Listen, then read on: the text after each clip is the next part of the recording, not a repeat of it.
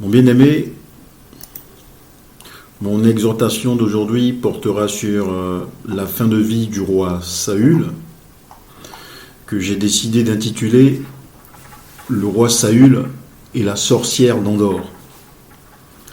Alors, le récit de cette rencontre entre le roi Saül et la sorcière d'Endor nous est donné dans le livre de Samuel, 1 Samuel au chapitre 28, que je vais vous lire. En ce temps-là, les Philistins rassemblèrent leurs troupes et formèrent une grande armée pour faire la guerre à Israël. Akish dit à David: « Tu sais bien que tu feras partie de mon camp, toi et tes hommes. » David répondit à Akish: « Eh bien, tu sauras ce que ton serviteur fera. » Et Akish dit à David: « Aussi je te donnerai pour toujours la garde de ma personne. » Samuel était mort. Tout Israël lui avait fait des funérailles et on l'avait enseveli à Rama dans sa ville. Saül avait éliminé du pays ceux qui invoquaient les morts et ceux qui prédisaient l'avenir. Les Philistins se rassemblèrent et vinrent camper à Sunem. Saül rassembla tout Israël et ils campèrent à Gilboa. À la vue du camp des Philistins, Saül fut saisi de crainte et un violent tremblement s'empara de son cœur. Saül consulta l'Éternel et l'Éternel ne lui répondit pas, ni par des songes, ni par l'Urim, ni par les prophètes. Saül dit à ses serviteurs: « Cherchez-moi une femme qui évoque les morts, et j'irai l'interroger. » Ses serviteurs lui dirent: « À Endor, il y a une femme qui évoque les morts. » Alors Saül se déguisa, prit d'autres vêtements et partit avec 2 hommes. Ils arrivèrent de nuit chez la femme. Saül lui dit: « Pratique la divination pour moi en évoquant un mort, et fais-moi monter celui que je te dirai. » La femme lui répondit: « Voici, tu sais que Saül a fait. Voici ce que Saül a fait, comment il a retranché du pays ceux qui évoquent les morts et ceux qui prédisent l'avenir. Pourquoi donc tends-tu un piège à ma vie pour me faire mourir ?» Saül lui fit un serment par l'Éternel en disant: « L'Éternel est vivant. La faute dans cette affaire ne retombera pas sur toi. » La femme dit: « Qui veux-tu que je fasse monter ?» Et il répondit: « Fais-moi monter Samuel. » Lorsque la femme vit Samuel, elle poussa un grand cri et dit à Saül: « Pourquoi m'as-tu trompé? Tu es Saül. » Et le roi lui dit: « Sois sans crainte. » « Mais que vois-tu » La femme dit à Saül: « Je vois un être divin qui monte de la terre. » Il lui dit: « Quelle apparence a-t-il » Elle répondit: « C'est un vieillard qui monte. Et il est enveloppé d'un manteau. » Saül reconnut que c'était Samuel, et il s'inclina, le visage contre terre, et se prosterna. Samuel dit à Saül: « Pourquoi m'as-tu troublé en me faisant monter » Saül répondit: « Je suis dans une grande détresse. Les Philistins me font la guerre, et Dieu s'est écarté de moi. Il ne m'a répondu ni par l'intermédiaire des prophètes, ni par des songes, et je t'ai appelé pour que tu me fasses connaître ce que je dois faire. » Samuel dit: « Pourquoi donc me consultes-tu, puisque l'Éternel s'est écarté de toi et qu'il est devenu ton adversaire ? L'Éternel a pris ses dispositions, comme il te l'a dit, par mon intermédiaire. L'Éternel a déchiré la royauté dans tes mains et il a donné à l'un de tes proches, à David. Puisque tu n'as pas écouté la voix de l'Éternel et que tu n'as pas infligé l'ardeur de sa colère à Amalek, l'Éternel t'inflige aujourd'hui ceci. Et même l'Éternel livrera Israël avec toi entre les mains des Philistins. Demain, toi et tes fils, vous serez avec moi. Et l'Éternel livrera le camp d'Israël entre les mains des Philistins. Aussitôt, Saül tomba à terre de toute sa hauteur, et les paroles de Samuel le remplirent d'effroi. De plus, il manquait de force, car il n'avait pris aucune nourriture de tout le jour et de toute la nuit. La femme vint auprès de Saül, et le voyant donc épouvanté, et lui dit : « Voici que ta servante a écouté ta voix. J'ai exposé ma vie en écoutant les paroles que tu m'as dites. Écoute maintenant, toi aussi, la voix de ta servante, et laisse-moi te servir un morceau de pain, afin que tu manges pour avoir la force de te mettre en route. » Mais il refusa et dit : « Je ne mangerai pas. » Ses serviteurs et la femme aussi insistèrent auprès de lui. Et il écouta leur voix. Il se leva de terre, il s'assit sur le lit. La femme avait chez elle un veau gras qu'elle se hâta de sacrifier. Puis elle prit de la farine, la pétrit, on y cuisit des pains, et on cuisit des pains sans levain. Elle les mit devant Saül et devant ses serviteurs, et ils mangèrent. Puis ils se levèrent et partirent la nuit même. Voici un peu l'épisode qui nous concerne aujourd'hui, à savoir en fait cette rencontre du roi Saül, premier roi d'Israël, et de la sorcière d'Endor.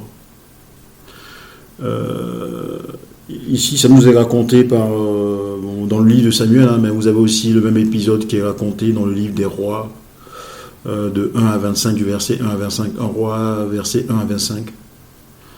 C'est une rencontre très étrange à plusieurs niveaux. Premièrement, un roi qui avait lui-même par le passé chassé toutes les sorcières et les nécromanciennes, les nécromanciens du pays, décide, à un moment donné de sa vie, acculé par un ennemi, de solliciter les services de ceux qu'il avait chassés lui-même, par la volonté de Dieu, de solliciter les services d'une sorcière. Et d'autre part, il y a l'apparition étrange d'un personnage, la Bible nous dit, du prophète Samuel, suite aux incantations de cette sorcière, qui m'ont laissé perplexe, jusqu'à ce que j'essaie de découvrir effectivement la vérité. Rappelons que le Seigneur, en fait, après avoir sorti son peuple d'Égypte par la main de Moïse et d'Aaron, après la traversée du désert, Dieu avait donné à son peuple la possession de Canaan. Il leur a donné ensuite des juges, jusqu'au prophète Samuel. Et à leur demande, puisqu'ils voyaient que tous les autres peuples avec des rois, des personnes humaines, qu'ils voyaient, ils voulaient aussi leur roi. Et donc ils ont quelque part rejeté en fait la royauté des dieux, et donc ils demandaient un roi, un homme. Et donc à leur demande, Dieu les exauça en leur donnant le roi Saül. Il faut dire que dès les débuts de son règne, Saül avait bien commencé, il obéissait à Dieu, il remportait des victoires contre les Philistins. Vous avez des victoires racontées dans 1 Samuel chapitre 13. Il faisait ce que l'Éternel disait, mais il faut dire que s'il avait bien commencé, il n'en demeure pas moins que très vite, il va pas tarder à montrer l'état de son cœur. 1 Samuel 13, verset 9, Saül décide d'offrir un holocauste à la place du prophète Samuel, qui tardait depuis 7 jours à venir, alors que il fallait aller au combat. Il décide lui-même, alors qu'on sait que Dieu avait établi des rôles, a établi en fait des compartiments pour chacun. Le roi exerce la royauté, le sacrifice en fait c'est les sacrificateurs. On voit aussi dans le chapitre 15, la guerre contre Amalek, que Saül décide d'épargner le roi, Agag. Il décide aussi d'épargner le gros et le menu bétail, alors que l'Éternel avait donné pour ordre de tout exterminer, jusqu'aux enfants. Après donc toutes ces désobéissances, notre Seigneur Dieu Tout-Puissant décide de rejeter Saül et prend David pour roi. On le voit dans 1 Samuel chapitre 16. Et il va combattre David, mais sachant que la main de l'Éternel était sur lui, il ne pourra pas vaincre David. Et à un moment donné, à la fin de son règne, il y a les Philistins qui décident d'attaquer Israël pour une énième fois. Et face à la menace des Philistins, Saül décide de consulter l'Éternel qui ne répond pas. La Bible nous dit que l'Éternel en fait a décidé de ne pas répondre à Saül, ni par les prophètes, ni par les Urim, ni par les songes. Et qu'est-ce qu'il va faire ? Fidèle à son indiscipline, fidèle à sa désobéissance, il décide de désobéir encore plus à l'Éternel en allant consulter une nécromancienne, tout simplement. Donc il se rend sous les conseils pas sous les conseils, mais on va dire en fait sous les indications de ses serviteurs à Endor, où là-bas il y avait une nécromancienne. Et celle-ci décide, après ce que Saül a demandé, de faire venir, soi-disant, le prophète Samuel. Alors moi, c'est un épisode qui paraît bizarre, parce que on se dit tout de suite, mais comment est-ce que Dieu qui avait interdit la nécromancie, Dieu qui avait interdit tout ce qui est voyance, consultation des morts, pourrait faire venir Samuel, sachant que Samuel, s'il est mort, est-ce qu'il se trouve au séjour des morts ?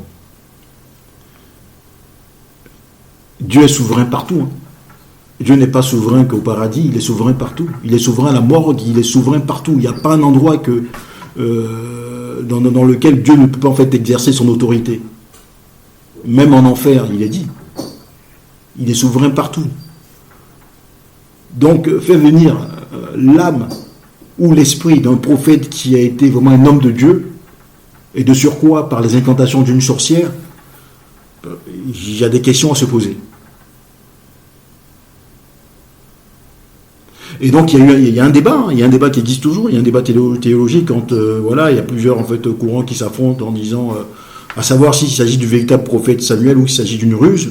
Et moi je fais partie de ceux qui pensent qu'il s'agit d'une ruse du diable dans cet épisode. Voilà, donc c'est pas pour moi le prophète Samuel qui sort de terre sous les incantations de cette sorcière, mais pour moi c'est un esprit impur, une ruse du diable. Et je vais à travers la parole, parce que nous, on n'a que la parole. On se souvient que lorsque Jésus était tenté par le diable dans le désert, il a dit à chaque fois, il est écrit, il est écrit, il est écrit.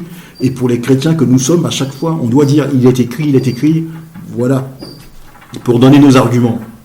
Et donc, je fais partie de ceux qui pensent qu'effectivement, à la lumière de la Bible, que c'est une ruse du diable, mais qu'il y a des leçons à tirer. Parce que dans tous ces passages bibliques, il y a toujours une leçon, il y a toujours des choses que Dieu veut nous dire, Dieu veut nous donner. Premièrement, moi, la question que je me pose, c'est pourquoi est-ce que Dieu se dédirait-il, lui qui a toujours interdit le recours à de telles pratiques ? Lévitique 19, 31 dit « Tu ne consulteras pas les devins, ni ceux qui évoquent les esprits, ne vous souillez pas avec ce genre de personnes-là. » Donc, est-ce que Dieu mettait-il sa parole de côté pour plaire à ce moment-là précis à un roi désobéissant ? sachant qu'il est souverain. Il est souverain partout, Dieu. Il n'y a pas un endroit de l'univers, il n'y a pas un endroit en fait du cosmos, il n'y a pas un endroit sur Terre, une profondeur qui lui est cachée. Donc, est-ce que Dieu aurait-il répondu à des incantations démoniaques et approuvé la montée du prophète Samuel, sachant en plus, voilà, séjour des morts, est-ce que Samuel en fait se trouve au séjour des morts? Parce qu'on nous dit qu'il sort de la terre. Donc Samuel se serait-il retrouvé au séjour des morts avec des pécheurs qui n'ont pas eu de toute leur vie la crainte de Dieu?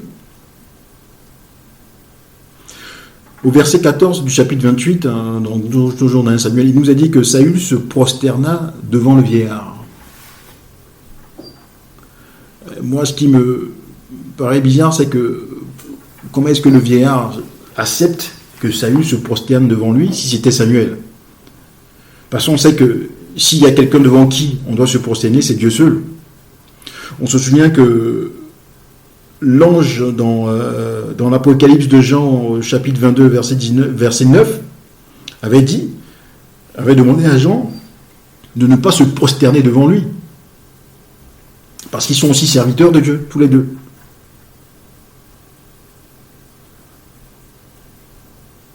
Alors, Saül n'a pas de réponse de Dieu concernant la guerre à livrer face aux Philistins, simplement parce qu'il a passé son temps à désobéir. Saül, il n'avait qu'un souci, c'est lui-même, sa personne même. Quand on le compare au roi David, on voit tout de suite la différence. Il y a un qui savait s'humilier devant Dieu, il dit, le roi David, quand il a péché avec Bersheba, la femme d'Uri, donc ce magnifique psaume 51, il dit, Seigneur, si j'avais pu donner des holocaustes, j'en aurais donné, mais tu ne prends pas plaisir aux holocaustes. Toi, tu prends plaisir en fait au cœur brisé, au cœur contrit. C'est quelqu'un qui savait, qui connaissait la repentance, il avait l'art vraiment de la repentance. Saül, non. Saül, c'est quelqu'un qui passait tout son temps à discuter. Vous avez dans des familles des gens comme ça. Ils ne savent jamais s'excuser, ils ne savent jamais demander pardon. Ils passent tout leur temps à discuter, tout leur temps à avoir raison. Là où ils n'ont pas raison, ils vont tout faire pour... à la fin, vous êtes fatigué, vous ne voulez pas discuter avec eux, ok, t'as raison. Saül était comme ça. Il passait tout son temps à discuter. Là, on l'attrape en flagrant délit. Avec des brebis, des bœufs qu'on avait décidé que le Seigneur avait ordonné de tuer. Non, en fait, on a pris ces animaux-là pour le sacrifice, mais de quel sacrifice s'agit-il? Samuel, en fait, arrive en retard. Avant, il fallait faire le sacrifice avant d'aller à la guerre. Lui-même, parce qu'il y a du retard, il décide, non, mais tu n'arrivais pas, donc j'ai décidé de... Toujours en train de discuter. Il ne savait jamais se faire pardonner, jamais, en fait, se repentir.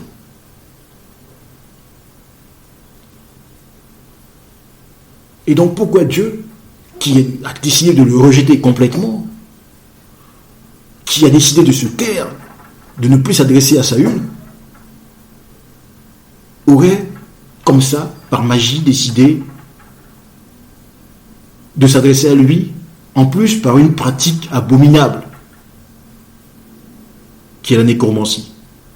Alors moi, j'ai des doutes, et voire même plus de doutes, pour moi, c'est pas Dieu. C'est pas Samuel. C'est une pratique qui existe, bien aimé. C'est une pratique qui existe. Je ne vais pas vous citer le pays parce que j'ai pas envie que des personnes fassent des pèlerinages là-bas pour aller, pour aller consulter des soi-disant morts. Il y a un pays africain où ça se passe et avant même de lire cet épisode dans la Bible, j'ai jamais pensé qu'il y aurait un épisode comme ça dans la Bible. J'avais déjà, moi, eu des témoignages de personnes qui étaient allées dans ce pays, effectivement, pour consulter et pour voir, pour connaître les causes de la mort d'une personne proche. Et tel qu'elles m'ont expliqué, c'était la même chose qui s'est passé avec la sorcière d'Andorre. C'est que on donne un bœuf en général ou au voyant qui fait des sacrifices. Ensuite, on va rentrer dans une pièce comme une chambre. Il y a un drap blanc qui vous sépare du voyant. Et de la personne qui va venir, que vous allez en fait appeler, qui va venir en fait répondre à votre sollicitation. Le voyant, lui, il voit la personne, mais il ne l'entend pas. Vous ne voyez pas la personne, mais vous l'entendez. Et vous entendez, et puis là, vous lui posez la question, qui t'a tué, etc., comment t'es mort, comment ça se passe là-bas, etc., etc. Oui, ça, c'est un pays qui est spécialiste de la nécromancie, mais je ne vais pas en fait vous donner le nom. Personnellement, je pense que ça fait partie des ruses du diable. Parce que la Bible nous dit qu'il n'y a aucun canal entre les morts et nous. Il n'y a aucun moyen de communication. Ils sont dans leur monde, nous sommes dans le nôtre. Parce que notre Dieu est un Dieu d'ordre, c'est pas un Dieu de désordre. Dans l'Ecclésiaste 9, 9, verset 5, le roi Salomon dit, les morts ne savent rien du tout. Et la mort, c'est comment? À la mort, on s'endort. La Bible dit, 1 Thessaloniciens 4, verset 13, nous ne voulons pas, frères, c'est l'apôtre Paul qui parle, nous ne voulons pas, frères, que vous soyez dans l'ignorance au sujet de ceux qui dorment, afin que vous ne vous affligiez pas comme les autres qui n'ont point d'espérance. D'autres passages, en fait, en parlent. Jean 11, versets 11 à 14. Après ces paroles, il leur dit, c'est le Seigneur Jésus-Christ qui parle à ses disciples, avant la résurrection, effectivement, de Lazare, Lazare, notre ami, dort, mais je vais le réveiller. Les disciples lui dirent, Seigneur, s'il dort, il sera guéri. Jésus avait parlé de sa mort, mais ils crurent qu'il parlait de l'assoupissement du sommeil. Alors Jésus leur dit ouvertement, Lazare est mort. Moi, la question que je vais vous poser, est-ce que vous pouvez poser la question à quelqu'un qui dort, quelqu'un qui est dans un profond sommeil? Vous regardez un frère, une sœur, voilà, qui dort dans sa chambre. Est-ce que vous êtes capable de parler à cette personne-là sans au préalable l'avoir réveillée? Beaucoup de personnes se posent la question, mais les morts ont-ils conscience de quoi que ce soit? La réponse est dans la Bible. Vous lisez en fait toujours l'Ecclésiaste au verset 9, l'Ecclésiaste chapitre 9, versets 5 et 6. Les vivants en effet savent qu'ils mourront, mais les morts ne savent rien. Il n'y a pour eux plus de salaire, puisque leur mémoire est oubliée. Et leur amour, et leur haine, et leurs envies ont déjà péri. Et ils n'auront plus jamais aucune part à tout ce qui se fait sous le soleil. Tout ce que ta main trouve à faire avec ta force, fais-le. Car il n'y a ni œuvre, ni pensée, ni science, ni sagesse dans le séjour des morts où tu vas. Voilà. Donc il faut arrêter un peu avec ces pratiques qui ne vous mènent à rien du tout. Et surtout qui vous éloigne du Seigneur. Et vous allez voir que, j'avais dit au début, qu'il y a des théologies, il y a des théories qui s'affrontent. Moi, je fais partie de ceux qui pensent que c'est une ruse du diable, parce que, pour moi, les morts sont morts. Voilà. Mon Dieu est un Dieu d'ordre. Il ne va pas faire interagir les vivants et les morts. Et ceux qui sont en général partants pour dire que, ouais, effectivement, vous voyez, donc on peut intercéder pour les morts intercèdent pour nous, etc. Vous avez tout de suite imaginé, c'est les catholiques.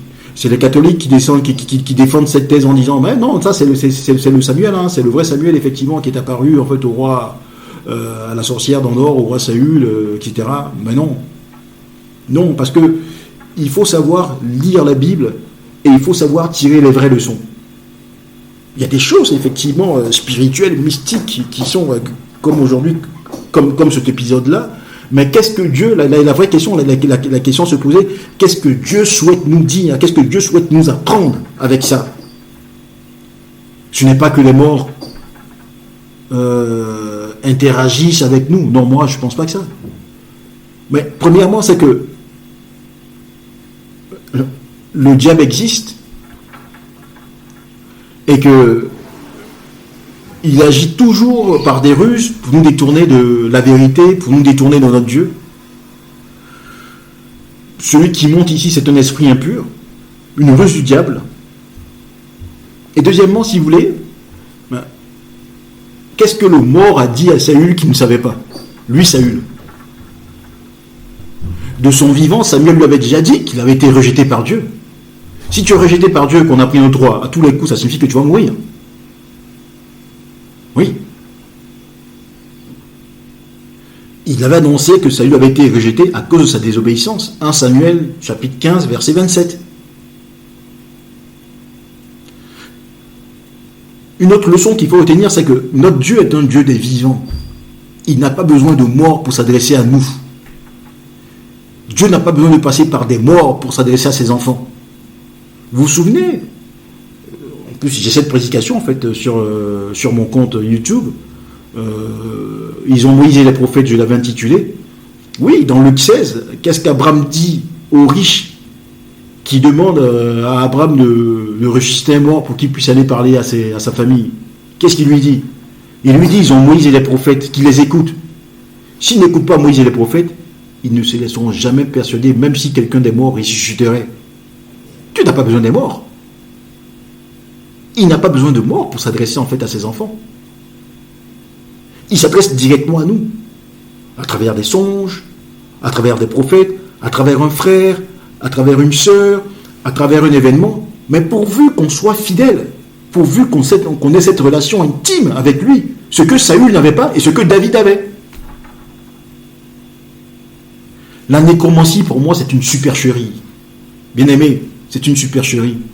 Parce que, avant, quand j'étais dans le monde, j'allais voir des personnes comme ça, mystiques, qui me parlaient de beaucoup de choses.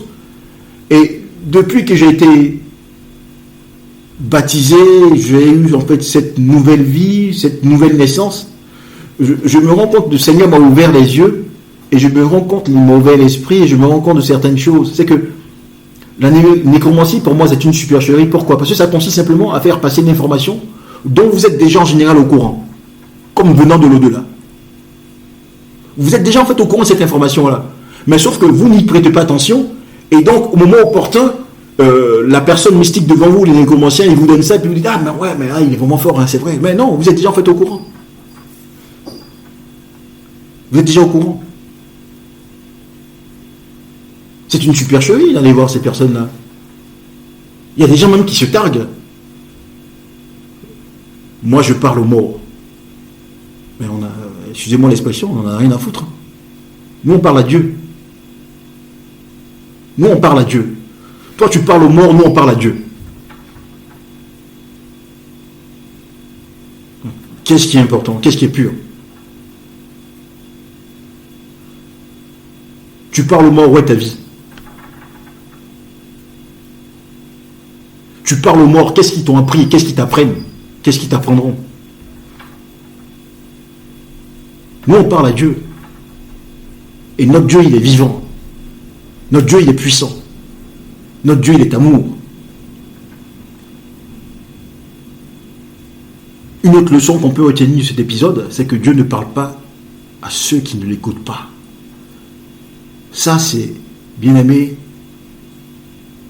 l'endurcissement par moment de nos cœurs, c'est un poison pour le chrétien, pour la chrétienne. Dieu nous parle une fois, il nous parle 2 fois, il nous parle 3 fois. Il nous parle, on n'obéit pas. Il nous parle, on fait ce qu'on veut. À un moment donné, il ne nous parle plus. Il est écrit, Galates 6, verset 7. On ne se moque pas de Dieu. On récoltera toujours ce qu'on a semé. Saül, à un moment donné, n'écoutait pas Dieu. Il n'écoutait plus Dieu. Dieu aussi a décidé de ne plus parler.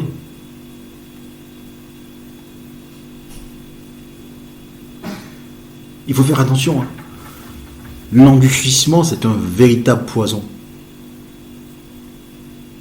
C'est pour cela qu'il faut avoir des cœurs brisés, des cœurs contrits. Pour moi, c'est la différence de cœur qui a fait la différence entre Saül et le roi David. Et c'est pour ça que Dieu a dit, l'homme regarde à ce qui tape à l'œil. Moi, Dieu, je regarde au cœur. Vous voulez connaître véritablement une personne, demandez le scanner de Dieu. Demandez à Dieu son scanner pour voir réellement en fait ce qu'elle est à l'intérieur. C'est ce qui compte, c'est pas l'apparence. Lorsque le Seigneur Jésus-Christ a vu Nathanaël, il a fait passer à son scanner. Il lui a dit, voici un Israélite dans lequel il n'y a point de fraude. Il n'a pas regardé ses vêtements d'Israélite. Il a regardé son cœur. C'est le cœur qui compte. Et dans toutes vos prières, matin, midi, soir, il faut demander à Dieu de pénétrer vos cœurs. Il faut demander à Dieu de briser vos cœurs.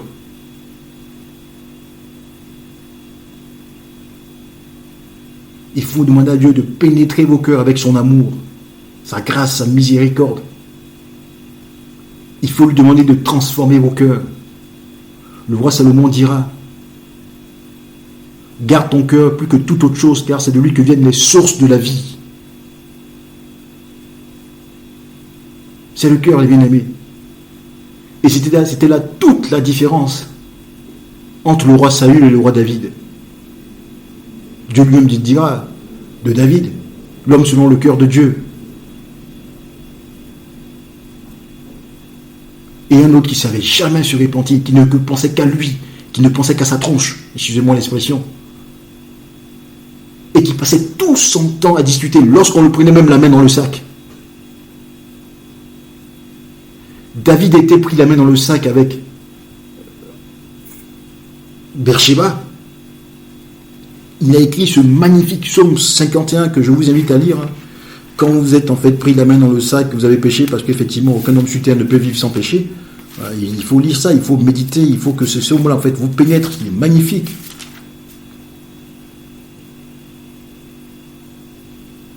Magnifique. Voilà mes bien-aimés, c'est ce que j'avais à vous dire aujourd'hui comme exhortation. C'est que restons toujours dans l'obéissance. Restons toujours dans l'obéissance à Dieu. Ne cherchons pas ce qui est compliqué. Le bonheur se trouve dans les choses simples.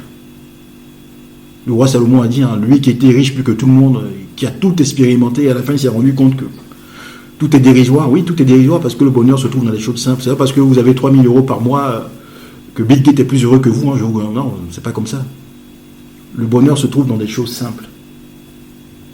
Restons dans l'obéissance à Dieu. Parce qu'aujourd'hui, quand on voit cet épisode, voici un roi qui avait tout pour réussir, le roi Saül, voilà, je parle de lui, et qui à la fin va se prosterner. Il se prosterne devant qui? Il se prosterne devant le démon. Vous vous rendez compte? Roi d'Israël. Roi qui avait été établi par le Dieu très haut, le Dieu tout-puissant. Qui au soir de sa mort va se prosterner devant un esprit impur pour demander de l'aide.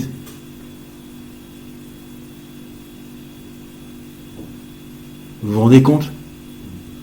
Satan ne nous aime pas. Et voici où conduit la désobéissance. Restons fidèles à Dieu, mes bien-aimés. Restons lui fidèles. Il n'y a qu'en lui seul et par lui seul que nous avons le salut pour nos âmes. Soyez bénis. Amen.